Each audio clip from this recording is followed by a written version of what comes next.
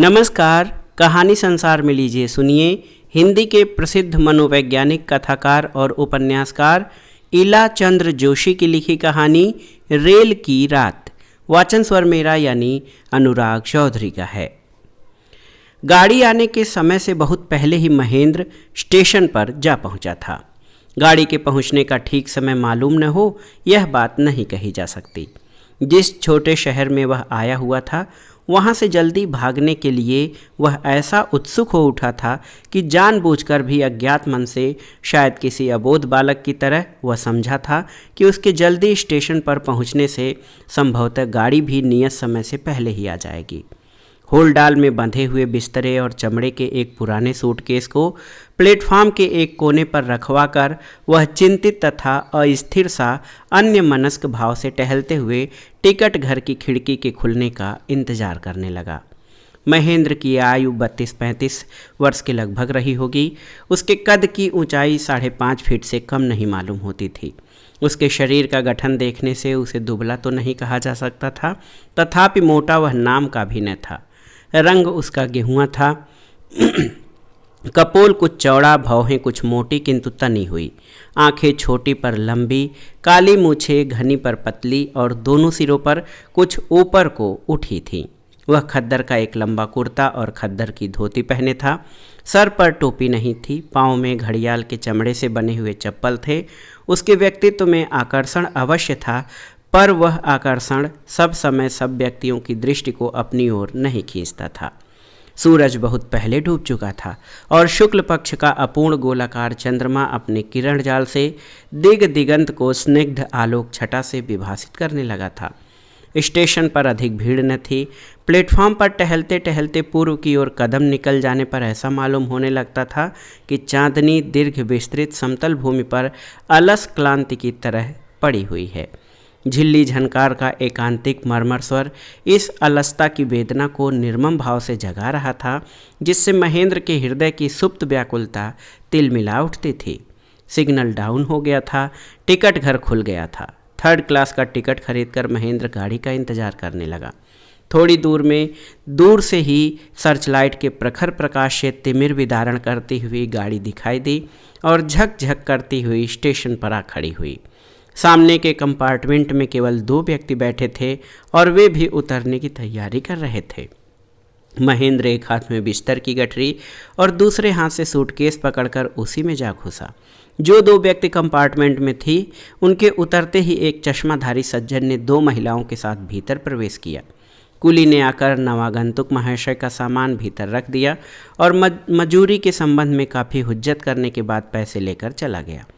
चश्माधारी सज्जन महिलाओं के साथ महेंद्र के सामने वाले बेंच पर बड़े आराम से बैठ गए। मालूम होता था कि वह बड़ी हड़बड़ी के साथ गाड़ी के आने के कुछ ही समय पहले स्टेशन पहुंचे थे और घबराहट में थे कि महिलाओं को साथ लेकर यदि किसी कंपार्टमेंट में जगह न मिली तो क्या हाल होगा। वह अभी तक हाँफ रहे थे, जिससे उनकी अब तक की परेशानी स्पष्ट व्यक्त होती थी। अब जब आराम से बैठने को खाली जगह मिल गई तो एक लंबी सांस लेकर चश्मा उतारकर रुमाल से मुंह का पसीना पोंछने लगे। पसीना पोंछते पोंछते महेंद्र की ओर देखकर उन्होंने प्रश्न किया, शिकोहाबाद कै बजे गाड़ी पहुंचेगी, आप बता सकते हैं? महेंद्र ने उत्तर दिया, जहां तक मेरा ख्याल है 12 बजे के करीब पहुंचेगी। महेंद्र कनखियों से महिलाओं की ओर देख रहा था। महिलाएं उसके एकदम सामने बैठी थीं और यदि दृष्टि सीधी करके स्वाभाविक रूप से उन्हें देखता रहता तो भी शायद न तो चश्माधारी सज्जन को और न महिलाओं को कोई आपत्ति होती, पर उसे अपनी स्वाभाविक संकोचशीलता के कारण उनकी ओर स्थिर दृष्टि से देखने का साहस नहीं होता था। दोनों महिलाएं बेपर्दा बैठी थीं। उनमें एक की अवस्था प्रायः 35 वर्ष की होगी। वह एक सफ़ेद चादर ओढ़े खड़ी थी। दूसरी 22-23 वर्ष की जान पड़ती थी। वह एक गुलाबी रंग की सुंदर सुरुचिपूर्ण साड़ी पहने थी। दोनों यथेष्ट सभ्य और सुशील जान पड़ती थी। ज्येष्ठा के देखने में ऐसा अनुमान लगाया जा सकता था कि किसी समय वह सुंदर रही होगी, पर अब अस्वस्थता के कारण उसका मुखमंडल बिल्कुल निस्तेज जान पड़ता था। कनिष्ठा यद्यपि सौंदर्य कला की दृष्टि से सुंदरी नहीं थी, तथापि उसके मुख की व्यंजना में एक ऐसी सरल मधुरिमा वर्तमान थी जो बरबस आंखों को आकर्षित कर लेती थी। आज कई कारणों से महेंद्र का जी दिन भर अच्छा नहीं रहा। गाड़ी में बैठने तक वह चिंतित, अन्यमनस्क तथा उदास था, पर गाड़ी में बैठते ही शिष्ट, सुशील और सुंदरी महिलाओं के साहचर्य से उसके खिन्न मन में एक सुखद सरलता छा गई। यद्यपि वह संकोच के कारण कुछ कम घबराया हुआ न था, तथापि चश्माधारी सज्जन की भोली आकृति तथा सरल भाव भंगिमाओं से और महिलाओं की शालीनता से उसे इस बात पर धीरे धीरे विश्वास होने लगा था कि उनके बीच किसी प्रकार का संकोच अनावश्यक ही नहीं बल्कि अशोभन भी है। चश्माधारी सज्जन ने चश्मा उतार कर एक रुमाल से उसे पोंछते हुए पूछा, आप क्या शिकोहाबाद जा रहे हैं? जी नहीं, मैं दिल्ली जा रहा हूँ। क्या आप शिकोहाबाद में ही रहते हैं? जी नहीं, मुझे टुंडला जाना है। मैं वहाँ कोर्ट में प्रैक्टिस करता हूँ। इधर कुछ दिनों के लिए घर आया हुआ था, अब अपनी वाइफ को और सिस्टर को लेकर वापस जा रहा हूँ। सिस्टर की तबीयत ठीक नहीं रहती, इसलिए उसे हवा बदली के लिए ले जा रहा हूँ। एक साधारण से प्रश्न के उत्तर में इतनी बातों से परिचित होने पर महेंद्र को नवपरिचित सज्जन की बेतकल्लुफी पर आश्चर्य हुआ और वह मन ही मन मुस्कुराने लगा। उसने अनुमान लगाया कि ज्येष्ठा महिला सिस्टर होगी और कनिष्ठा वाइफ। थोड़ी देर में गाड़ी चलने लगी। कोई दूसरा यात्री उस डब्बे में न आया। चश्माधारी महाशय गाड़ी चलने के कुछ देर बाद ऊँघने लगे। वे रह न सके और बंधे हुए बिस्तर को तकिया बनाकर एक दूसरे बेंच पर लेट गए और लेटते ही खर्राटे लेने लगे। न जाने क्यों महेंद्र के मन में ये विश्वास जम गया कि इन नवपरिचित महाशय का जीवन बड़ा सुखी है। उनकी बेतकल्लुफी तथा उनके मुख का आत्मसंतोषपूर्ण भाव देखकर उसके मन में ये विश्वास जमने लगा और जब उसने उन्हें निश्चिंत सोते हुए और खर्राटे भरते हुए देखा तो उसकी ये धारणा दृढ़ हो गई। ज्येष्ठा महिला ने भी थोड़ी देर में ऊँघना शुरू कर दिया। वह ऊँघती जाती थी और बीच बीच में जब जबरदस्त हिचकोला खाती तो जाग पड़ती। केवल कनिष्ठा महिला पूर्णतः सजग थी। वह कभी खिड़की के बाहर झांककर चांदनी के उज्ज्वल आलोक में शायद पल पल परिवर्तित प्राकृतिक दृश्यों का आनंद लेती थी, कभी ऊँघने वाली महिला की ओर देखती, कभी खर्राटे भरने वाले महाशय शायद अपने पति को एक बार सरसरी निगाह से देख लेती थी और कभी महेंद्र को स्निग्ध किंतु विस्मय की उत्सुकता से पूर्ण आंखों से देखने लगती थी। उन आँखों की स्थिर दृष्टि जब महेंद्र पर आकर पड़ती थी तो उसे ऐसा मालूम होने लगता कि मोहाविष्ट हुआ जा रहा है और उसकी सारी आत्मा, यहाँ तक कि सारा शरीर भी अपना रूप बदल रहा है और यह किसी अव्यक्त तथा अतीन्द्रिय मायावी स्पर्श से कुछ का कुछ हुआ जा रहा है। वह उस स्थिर दृष्टि का तेज सहन न कर सकने के कारण आंखें फिरा लेता था। गाड़ी टटर टट टटर टट शब्द से चली जा रही थी। जागृत महिला की गुलाबी साड़ी का आंचल हवा के झोंके से नीचे खिसक कर उसके लहराते हुए घन कुंचित काले केशों की बहार दिखा रहा था। गुलाबी साड़ी भी हवा के जोर से फर फर फहरा रही थी। महेंद्र पूर्ण जागृत अवस्था में स्वप्न देखने लगा। उसे यह भी भ्रम होने लगा कि यह महिला जो इसके पहले उसके लिए एकदम अज्ञात थी और निश्चय ही सदा अज्ञात रहेगी, न जाने किस चिदानंदमय लोक से अकस्मात आविर्भूत होकर उसके पास आ बैठी है और गुलाबी रंग की पताका फहराकर विश्व विजय को निकली है और वह उसका सारथी बनकर उस अनंतगामी रेल रूपी रथ पर चला जा रहा है। सारा विश्व, समस्त मानवी और मानसी सृष्टि उसके लिए उस कंपार्टमेंट के भीतर समा गई थी जिसमें ऊँघने वाली महिला तथा सोए हुए सज्जन का कोई अस्तित्व नहीं था और उसके बाहर क्षण क्षण में परिवर्तित होने वाले अस्थिर माया जगत का चिरचंचल रूप एकदम असत्य सत्ताहीन सा लगता था। महेंद्र सोचने लगा कि उसने जीवन में कितनी ही स्त्रियों को विभिन्न रूपों और विभिन्न परिस्थितियों में देखा है, पर आज का यह बिल्कुल साधारण सा अनुभव उसे क्यों ऐसा अपूर्व तथा अनुपम लग रहा है। वह सोच ही रहा था कि फिर उस विश्व विजयिनी ने अपनी सुंदर विस्मित आँखों की रहस्यमयी उत्सुकता से भरी दृष्टि से उसकी ओर देखा। वह मन ही मन संबोधित करते हुए कहने लगा, चिर अज्ञाता चिर अपरिचिता देवी, तुम मुझसे क्या चाहती हो? तुम मुझसे क्या चाहती हो? तुम्हारी इस मर्म भेदनी दृष्टि का क्या अर्थ है? दैव योग से महाकाल के इस नगण्यतम क्षण में जिसकी सत्ता महासागर में एक क्षुद्रतम बुदबुदे के बराबर भी नहीं है, हम दोनों का आकस्मिक मिलन घटित हुआ है और महासागर में बुदबुदे की तरह यह क्षण सदा के लिए विलीन हो जाएगा। तथापि इतने ही अरसे में क्या तुम हम दोनों के जन्म जन्मांतर के संबंध से परिचित हो गई? अथवा ये सब कुछ नहीं है? तुम्हारी आँखों की उत्सुकता का कोई मूल्य नहीं है? मेरी बिहवल भावुकता का कोई महत्व नहीं है। महत्वपूर्ण जो कुछ है वह तुम्हारे पास लेटे हुए व्यक्ति का खर्राटे भरना। शिकोहाबाद पहुंचने पर चश्माधारी सज्जन की नींद न टूटी और ज्येष्ठा महिला ऊँघती रही, पर महेंद्र की विश्व विजयिनी की आंखों में एक क्षण के लिए भी निद्रा रसावेश का लेस नहीं दिखाई दिया। वह बीच बीच में अपनी मर्म भेदनी दृष्टि की प्रखर उत्सुकता से उसके हृदय को अकारण निर्मम रूप से विद्ध करती चली जाती थी। फलस्वरूप महेंद्र की गुलाबी मोहकता भी शिकोहाबाद पहुंचने तक अखंड बनी रही। शिकोहाबाद पहुंचने पर विश्व विजयिनी ने चश्माधारी सज्जन के किंचित स्थूल शरीर को हाथ से हिलाते हुए जगाया। ऊँघती हुई महिला भी संभल कर बैठ गई। कुलियों से सामान उतरवाकर चारों व्यक्ति उतर पड़े। दिल्ली वाली गाड़ी जिस प्लेटफार्म पर रगड़ने वाली थी वहां को जाने के लिए पुल पार करना पड़ा। पुल पार करके वे लोग जिस प्लेटफार्म पर आए वहां कहीं एक भी बत्ती जली हुई नहीं थी, पर चूंकि सर्वत्र निर्मल चांदनी छिटक रही थी इसलिए बत्ती की कोई आवश्यकता न जान पड़ी। गाड़ी के आने में अभी 1.5 घंटे की देर थी। चश्माधारी महाशय एक बेंच पर बिस्तर फैलाकर लेट गए। दोनों महिलाएं भी नीचे रखे हुए सामान के ऊपर बैठ गईं। चश्माधारी सज्जन ने महेंद्र से कहा, आप भी किसी बेंच पर बिस्तर बिछाकर लेट जाइए, पर कोई बेंच खाली नहीं थी और न महेंद्र सोने के लिए ही उत्सुक था। आज की रेलवे की यात्रा की चंद्रोज्ज्वल रात्रि उसे चिर जागृत तथा चिरजीवित स्वप्न लोक में विचरण का अवसर दे रही थी। वह प्लेटफार्म पर टहलते हुए अपने अंतर्मन में नवोद्घाटित जीवन वैचित्र की चहल पहल देखकर विस्मित हो रहा था। उसे ऐसा अनुभव हो रहा था कि वह जीवन की मधुरिमा से आज प्रथम बार परिचित हो रहा था। रेलवे लाइन के उस पार दिगंत विस्तृत ज्योत्सना राशि अपने आवेश में स्वयं पुलकित हो रही थी और सामने काफ़ी दूर पर 2 रक्त रंजित गोलाकार प्रकाश चिन्ह आकाशदीप की तरह मानो आनंदोज्ज्वल रंगीन जीवन का मार्ग उसके लिए इंगित कर रहे थे।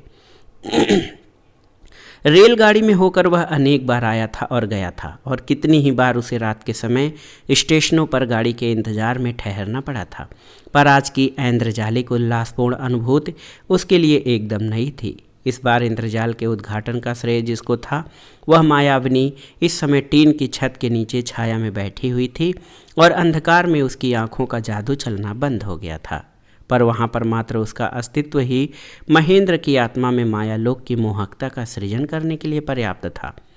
वह टहलते टहलते न मालूम किन निरुद्देश्य स्वप्नों की माया के फेर में पड़ा हुआ था कि अचानक चश्माधारी महाशय ने बेंच पर से पुकारते हुए कहा, अरे जनाब, कब तक टहलिएगा? अगर लेटना नहीं चाहते तो यहाँ पर बैठ तो जाइए, नींद तो अब आवेगी नहीं, इसलिए गाड़ी के आने तक आप गपशप ही करें। महाशय जी पहले ही काफ़ी सो चुके थे, इसलिए अब नींद नहीं आ रही थी। महेंद्र मुस्कुराता हुआ उनके पास अपने सूटकेस के ऊपर बैठ गया। महाशय ने कहा, आप दिल्ली में कहीं मुलाजिम हैं? जी नहीं। तब आप क्या करते हैं? आप खद्दर पहने हैं? क्या आप राजनीतिज्ञ हैं? पहले था, अब नहीं के बराबर हूँ। वह कैसे? इस प्रश्न के उत्तर में महेंद्र ने परम क्लांति का भाव दिखाते हुए कहा, अरे साहब, सुन के क्या कीजिएगा, व्यर्थ में आपके संस्कारों को आघात पहुँचेगा। इस चर्चा को हटाइए और किसी अच्छे विषय की चर्चा चलाइए। स्वभावतः चश्माधारी का कौतूहल बढ़ा। उसने आग्रह के साथ कहा, फिर भी जरा सुने तो सही, आखिर कौन सी ऐसी बात हो गई? महेंद्र की सुप्त स्मृतियां तिलमिला उठी थीं। कनखियों से उसने देखा प्राय अंधकार में बैठी हुई मायाविनी महिला का ध्यान उसी की ओर था। पल में उसके मानसिक चक्षुओं के आगे उसके सारे विगत जीवन के व्यर्थता के दुखद संस्मरणों की झांकी चित्रपट पर क्रम से परिवर्तित होने वाले चित्रों की तरह भासमान होने लगी थी। भाव के आवेश में आकर उसने कहा, अच्छा तो सुनिए। 11 वर्ष से लेकर 30 वर्ष की अवस्था तक गांधी के सिद्धांतों के पीछे पागल होकर, भूखों रहकर, पग पग ठोकरें खाकर, समाज तथा परिवार की फटकारें सहकर, जीवन के सब सुखों को अपने ध्येय के लिए तिलांजलि देकर, राष्ट्रीय आदर्श को ब्रह्म तत्व से भी अधिक महत्व देकर, सच्ची लगन से अपनी सारी आत्मा को निमज्जित करके देश का काम किया। 3 बार काफ़ी अवधि के लिए जेल में सड़ता रहा। बार बार पुलिस के डंडे सर पर पड़ते रही। जमीन जायदाद कुर्क हो गई। माता पिता अपने कपूत संतान के कारण तबाह होकर मानसिक और शारीरिक पीड़ा की पराकाष्ठा भोग कर चल बसे। पत्नी तड़प तड़प कर अपने भाग्य को कोसती हुई मर गई। फिर भी मैं राष्ट्र से कल्याण के परम ध्येय को स्त्री, परिवार, आत्मा और परमात्मा से बहुत ऊंचा मानता हुआ सच्ची लगन से काम करता रहा। जब अंतिम बार जेल खाने में बंदी मियाद पूरी करने के बाद थका मांदा मन तथा शरीर से क्लिष्ट और क्लांत होकर मैं बाहर आया, तब एक एक करके उन स्नेही जनों की स्मृतियां मेरे मन में उदित होकर व्यक्त होने लगीं, जिनकी मैं सदा अवज्ञा करता आया था। अपनी पत्नी से मैंने जीवन में शायद 2 दिन भी घनिष्ठता से बातें नहीं की होंगी। जब मैं बाहर रहता था तो उसके पत्र बराबर मेरे पास आते रहते थे और मैं सरसरी दृष्टि से पढ़कर अवज्ञा से फाड़कर फेंक देता था। 1 या 2 बार से अधिक मैंने उसके पत्रों का उत्तर नहीं दिया, और 2 बार जो उत्तर दिया था वो भी 4 पंक्तियों में, बिल्कुल रूखे सूखे ढंग से। अब जब मैं अपने को सारे संसार में अकेला, स्नेह और संवेदना से वंचित, असहाय तथा निरुपाय अनुभव करने लगा, तो उसकी भोली भाली सकरुण स्नेह की वेदना से भरी सहज सलोनी मूर्ति प्रतिपल मेरी आंखों के आगे भासित होने लगी। उसके पत्रों में सरल शब्दों में वर्णित कातुर व्याकुल तप के हाहाकार की पुकार मानो मेरी स्मृति के अतुल गह्वर में दीर्घ सुप्ति की ओर जड़ता के बाद अकस्मात जागृत होकर मेरे हृदय पर जलते हुए अंगारों के गोलों से आघात करने लगी। अपने जीवन में कभी किसी बात पर नहीं रोया था। माता पिता तथा पत्नी किसी की मृत्यु पर आंसू की एक बूंद भी मेरी आंखों से न निकली थी। अब रह रहकर उन लोगों की याद में बिलख बिलख कर मैं बार बार रो पड़ता। मेरी स्नेहशीलता, पतिपरायणा, पत्नी की करुणपूर्ण छवि उज्ज्वल नक्षत्र की तरह मेरी आंखों के आगे स्पष्ट भासमान होने लगी। रह रहकर मेरा जी विकल हो उठता था और मुझे ऐसा प्रतीत होने लगता जैसे मेरे हृदय में किसी के निष्कलंक सुकुमार प्राणों की पैशाचिक हत्या का अपराध पाषाण भार की तरह पड़ा हो। बहुत दिनों तक इस नृशंस अपराध की भयंकर अनुभूति का भूत मेरी आत्मा को अत्यंत निष्ठुरता से दबाता रहा। अब भी ये भौतिक आतंक कभी कभी मेरे मन में जागृत हो उठता है। फिर भी अब मैंने अपने मन को बहुत समझा लिया है और जीवन को एक नई दृष्टि से, नए रूप में देखने लगा हूँ, और साधारण से साधारण घटना भी कभी कभी मेरे मन में एक अलौकिक आनंद का आश्चर्य उत्पन्न करने लगती है। किसी स्त्री को देखते ही अब मेरे हृदय में एक श्रद्धापूर्ण उत्सुकता का भाव जग पड़ता है। ऐसा मालूम होने लगता है जैसे अपने जीवन में पहले स्त्री को देखा भी न हो। अब पहली बार इस आनंददायिनी रहस्यमयी जाति के अस्तित्व का अनुभव मुझे हुआ हो। महेंद्र का लंबा लेक्चर समाप्त होते ही चश्माधारी सज्जन हा हा करके ठठाकर हंसते हुए बोले, आप भी बड़े मज़े के आदमी हैं, खूब। यह कहकर वह बेंच पर आराम से लेट गए और उन्होंने आंखें बंद कर लीं। थोड़ी देर बाद वह जोरों से खर्राटे लेने लगे। एक लंबी सांस लेते हुए महेंद्र ने प्रायः अंधकार में अस्पष्ट झलकती हुई गुलाबी साड़ी की ओर देखा। 2 आंखों की मार्मिक दृष्टि से तीव्र मोहकता उस अर्ध अंधकार में भी विस्मित वेदना की उत्सुक उज्ज्वल रेखाओं को विकीरित कर रही थी। महेंद्र पुलक विह्वल होकर मंत्रमुग्ध सा बैठा रहा। घंटी बजी। दिल्ली को जाने वाली गाड़ी के आने की सूचना देते हुए सिग्नल डाउन हुआ। सामने रक्त आकाशद्वीप के बदले हरे रंग का प्रकाश जल उठा। ये हरितालोक महेंद्र के मानसपट में साड़ी के गुलाबी रंग के साथ मिलकर एक स्निग्ध सूची सौंदर्य लोक का सृजन करने लगा। थोड़ी देर में दूर से ही गाड़ी का सर्च लाइट दिखाई दिया। चश्माधारी महाशय महेंद्र के जगाने पर फड़फड़ाते हुए उठे। कुलियों ने सामान संभाल लिया। भग भग करती हुई गाड़ी प्लेटफॉर्म पर आ लगी। बड़ी भीड़ थी। चश्माधारी सज्जन को महिलाओं के साथ कूली लोग इंजन के उल्टी और बहुत दूर तक ले गए। कहीं स्थान न पाकर अंत में एक डिब्बे में जबरदस्ती घुस गए। महेंद्र भी उन लोगों के साथ साथ जा रहा था, पर जिस डिब्बे में वे लोग घुसे उस डिब्बे में स्थान का निपट अभाव देखकर वह विवश होकर एक दूसरे डिब्बे में चला गया। वहाँ भी काफ़ी भीड़ थी। किसी प्रकार उसने बैठने के लिए थोड़ा सा स्थान बनाया। गार्ड ने सीटी दी। गाड़ी चल पड़ी। महेंद्र के मस्तिष्क में नाना अस्पष्ट भावनाएं चक्कर काटने लगी। 2 दिन से उसे नींद नहीं आई थी। आज भी वह अभी तक सो नहीं पाया, इसलिए सोचते सोचते वह ऊँघने लगा। ऊँघते हुए उसने देखा कि गुलाबी रंग की साड़ी द्रौपदी के चीर की तरह फैलती हुई अकारण सारे आकाश में छा गई है। सहसा 2 स्थानों पर वह गगनव्यापी साड़ी फटी और उन 2 छिद्रों से होकर 2 वेदनाशील तीक्ष्ण उज्ज्वल आंखें तीर की तरह प्रखर वेग से उसकी ओर धावित होकर एक रूप में मिलकर एक बड़ी आंख के आकार में परिणत हो गई। वह बड़ी आंखें उसके शरीर को छेद कर उसके हृत्पिंड को छूकर फिर ऊपर आकाश की ओर तीर की तरह छूटी और आकाश में फैली हुई गुलाबी साड़ी में जा लगीं और फटकर फिर से दो सुंदर किंतु करुणा विकल आंखों के आकार में विभक्त हो गई। टुंडला स्टेशन पर गाड़ी ठहरने पर महेंद्र पूर्णतः सचेत होकर बैठ गया। चश्माधारी महाशय दोनों महिलाओं को साथ लेकर कंपार्टमेंट से बाहर उतरे और सामान को कुलियों के हवाले करते उनके साथ बाहर फाटक की ओर चले। महेंद्र ने अपने कंपार्टमेंट से अपनी विश्व विजयिनी को देखा। वह इस उत्सुकता में था कि एक बार अंतिम समय के लिए दोनों की आंखें चार हो जाने पर न हुई और गुलाबी साड़ी से आवृत सजीव प्रतिमा व्यस्त बिहवल सी आगे की ओर निकल गई। टुंडला से गाड़ी छूटने पर महेंद्र के कानों में चश्माधारी सज्जन के ठठाकर हंसने का शब्द गूंजने लगा। उसके अदृष्ट का चिर व्यंग पुकार मानो बार बार कहता था, हा हा, आप भी बड़े मज़े के आदमी हैं, खूब। तो दोस्तों, ये थी इलाचंद जोशी की लिखी कहानी रेल की रात। कहानी आपको कैसी लगी हमें कमेंट बॉक्स में ज़रूर बताइएगा। कहानी सुनने के लिए धन्यवाद। नमस्कार।